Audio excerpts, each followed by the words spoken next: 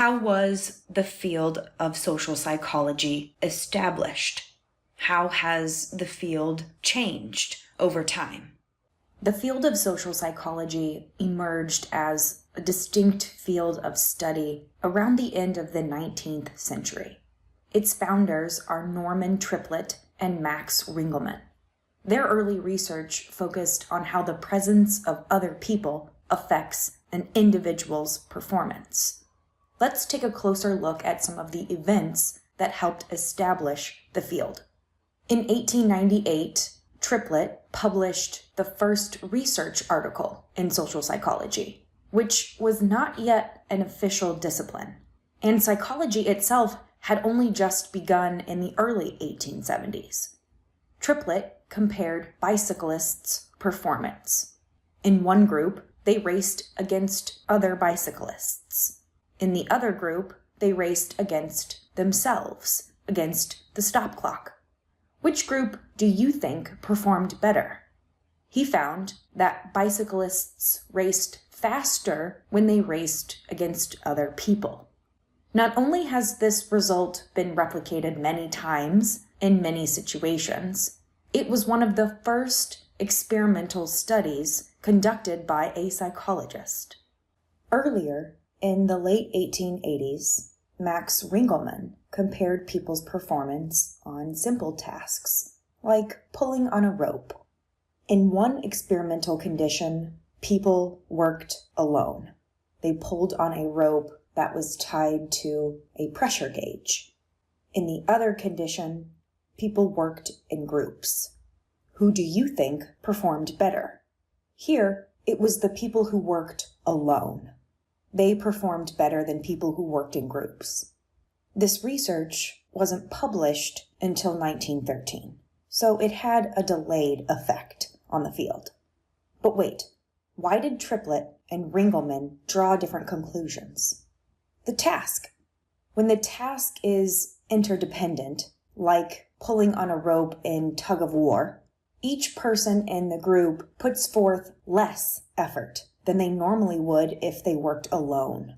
But when the task is something people can do on their own, like riding a bicycle, each individual has to put forth as much effort as is necessary to perform well.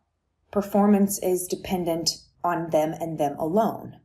This then motivates the other people around them to put forth as much effort as possible. The lesson here is that some tasks are better suited for group work, while other tasks are better suited for individual effort. In addition to the research being done by Triplett and Ringelmann, several other people published social psychology textbooks in the early 1900s. In 1908, for instance, both William McDougall and Edward Ross published their books. Floyd Allport published his textbook in 1924. He emphasized the use of science to test ideas, especially the use of experimentation. Together, these books established social psychology as an independent field of study. Then, in the 1930s, 40s, and 50s, social psychology began to increase in popularity. This was also a time when psychology itself was growing in popularity, as its principles were being applied to real-world problems. One such problem was the Holocaust. The general public wanted to know what caused the prejudice and violence of the Holocaust. Why did Nazi soldiers conform and obey orders that ended the lives of millions of innocent people? Social psychologists attempted to investigate these questions in the 30s, 40s, and 50s. In 1936, two other important events happened. First, Muzafer Sherif, a Turkish psychologist, was interested in how groups influence individual behavior. His work would eventually inspire hundreds of other psychologists to use experimentation to investigate their research questions. One of his studies involved a moving dot on the wall. Participants were asked to estimate how much the dot moved. A few inches, a foot, not at all. When participants were placed in groups, they changed their estimations to match what the other group members said, even when those estimations were wrong. In other words, individuals were influenced to conform to the group's estimation. In that same year, 1936, social psychologists established the Society for the Psychological Study of Social Issues. This professional organization helped legitimize the field, signaling its professionals were united in their pursuit of shared goals, of studying social behavior. Similar to how the American Psychological Association represents the broad field of psychology today, this organization tried to connect academics and practitioners, encourage collaboration, and keep them up to date about changes in the field. In the 1930s and 40s, Kurt Lewin made several contributions to the social sciences, including social psychology, applied social psychology, and even sociology. He was a German Jewish scholar who fled the Nazi regime and immigrated to the United States in 1933. His last name was pronounced Levine for the first half of his life, but he changed it to Lewin after he moved to the United States. People kept mispronouncing his last name and had trouble reaching him in his office. To make it easy, he simply changed how he pronounced it. Lewin is probably best known for his promotion of the practical application of research. He is known for saying things like, "No research without action, no action without research." He investigated topics like how to teach finance skills, how to develop healthy eating habits, what kind of leaders are most effective, all of which demonstrated the relevance, the applicability of social psychology to everyday people and their daily lives. One of his most significant contributions was the interactionist perspective. He said an individual's behavior is determined by the interaction between the individual, their psychology, and the environment, sometimes a social environment. Here's a simple example for a simple idea. Many students are quite shy in the classroom, but I know that many of them are outgoing and talkative outside the classroom when they're with their friends or their family members. Their behavior depends on the situation and how they perceive that situation, how they think about it, how they feel about it, and so on.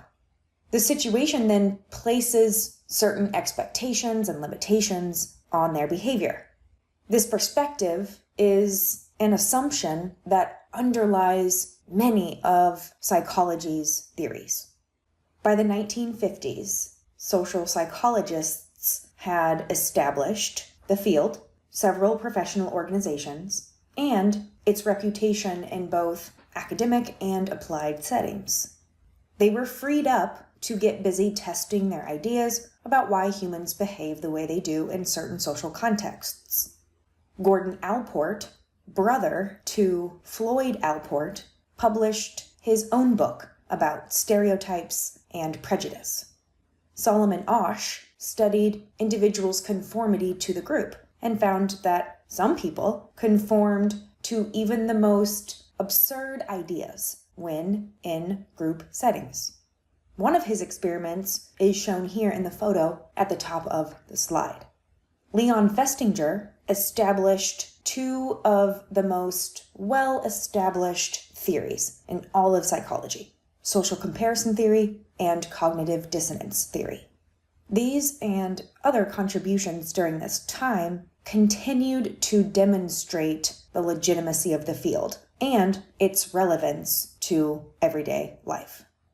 In the 1960s and 70s, social psychologists began studying a wider range of issues using a wider range of research methods and techniques, including advanced statistics.